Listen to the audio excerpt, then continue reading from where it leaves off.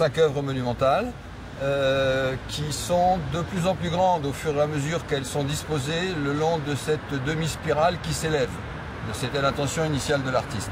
La première s'intitule l'éveil du monde, la naissance. En fait, ça figure l'éveil, la naissance de la vie sur Terre. La vie animale avec la silhouette du poisson et puis la vie humaine avec le profil qu'on aperçoit, un profil qui est déjà tendu vers l'avenir. Bon. La deuxième sculpture s'appelle Certitude des animaux, l'instinct. Et c'est un regroupement de 3 animaux différents dans une sorte de cercle protecteur. C'est l'instinct grégaire des animaux et cet instinct que non pas les hommes entre eux, les animaux se regroupent, les hommes se séparent plutôt. C'est un petit peu le dessous des cartes pour Roger Toulouse.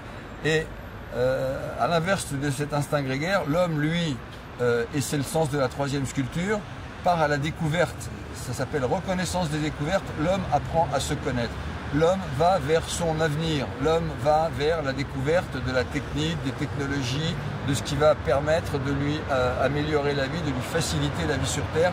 Et on voit sur cette sculpture, dont l'avant a la forme d'une étrave de bateau, l'homme qui part à la découverte de son avenir. Et puis la 4e sculpture, quelques siècles se sont écoulés. La 4e sculpture s'appelle l'âge atomique, l'événement contemporain. C'est le grand bouleversement du milieu du XXe siècle, la découverte de l'atome, l'utilisation de l'atome dans ce que l'atome peut avoir de plutôt favorable et de plutôt bon dans les technologies humaines, et puis dans ce qu'il peut avoir de terrible comme arme de guerre. L'atome, on pense aussitôt à la bombe atomique. Voilà. Et puis, après cette rupture de l'émergence de l'atome, on arrive sur la 5e sculpture, la fin du cycle pour Roger Toulouse. Tout ça est très schématisé, hein. La fin du cycle, ça s'appelle les magiciens des temps modernes, l'avenir. Et on voit ce grand totem dressé, fier de lui, sûr de son pouvoir. Il est tout puissant, il représente l'homme tout puissant. Mais en même temps, cet homme-là, Roger Toulouse, avec le titre L'avenir, se demande ce qu'il va faire de ce pouvoir dans l'avenir.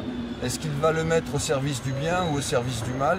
C'est toute la question qui est posée. Et avec la forme de ce totem où on le voit les bras croisés, est-ce qu'il est là comme un obstacle pour barrer la route au lendemain, et donc est-ce qu'il n'y a plus d'avenir, ou est-ce qu'au contraire, avec les bras, il montre un avenir possible, il montre un chemin, il montre une autre voie pour aller vers autre chose. Voilà, c'est un petit peu, et c'est tout cet ensemble-là est résumé par le titre générique de l'œuvre qui s'appelle La volonté humaine. Voilà. Est-ce que l'homme va conserver la volonté de son destin, de son avenir? Est-ce qu'il aura la volonté d'aller au-delà de ce à quoi il est arrivé aujourd'hui?